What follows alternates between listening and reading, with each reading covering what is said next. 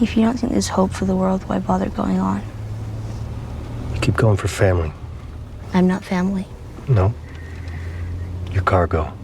These two characters kind of collide with each other and are forced to be together, and you could tell neither one of them wants it. And it's more explicit in the show than it was even in the game, because, in the game we're kind of finding it as we're making it. What are you doing? Killing time. Well, what am I supposed to do? I'm sure you'll figure that out. Sometimes it's making sure we don't change things for the sake of changing them. We just felt the game did it so well, there was no reason to reinvent it. I had one singular goal with the show. Teach me something new about Joel. Because I felt like I went over that thing with a fine-tooth comb, and I mean, what did I miss? Joel. Ellie! You are treading on some mighty thin ice here. Joel's relationships at the start of the story have everything to do with what motivates him, the loss of his daughter, and it's very painful. Very few things left in life to help him remember that he's an actual human being or that there's a real beating heart inside his chest, which makes him capable of really, really dark things. And then he meets Ellie, who's even more like him than anyone else. Your dad's kind of a pessimist. I'm not my dad. And Ellie is a character that will reignite the essence of his identity and purpose. You might not be her father, but you were someone's. Growing up in the Boston QZ, just like with a load of other kids, she has no sort of concept of a future, really, of like what to do with your life. She's just like existing in the everyday and making the best of it. When we first meet Ellie, she seems just like a bit of an Nice knife. Where'd you learn to do that? the circus. It's who she is, part of who she is for sure. But it's also a bit of a friend.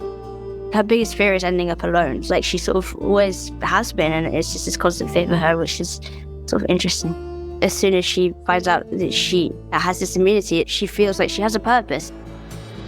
Seeing Bella really blew me away. I feel so connected to her. It's like seeing Ellie, the video game character, come to life. Everyone I have cared for has either died or left me. Both versions of the story, I think, ultimately have a similar conversation about love.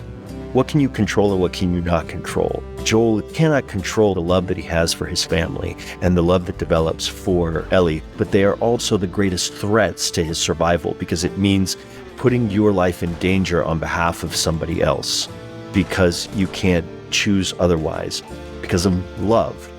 Joel and Ellie have become a metaphor for the connection a parent feels with their child. That is this very primal feeling that can override a lot of other motivations and goals. That relationship can go in reverse of like when you have a parent and you love them unconditionally, you will do everything to protect them. And we get to see that expressed over and over and in more intense ways throughout the journey of The Last of Us. I don't look at the show as a comparison.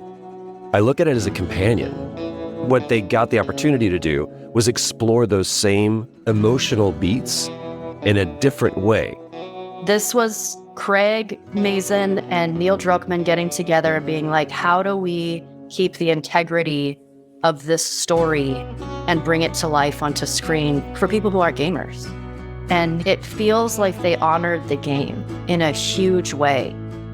It always feels like you're looking into this like a very interesting parallel dimension. And I think people that do experience both will get the richest version of that story. And these things can live side by side and speak to and enrich one another.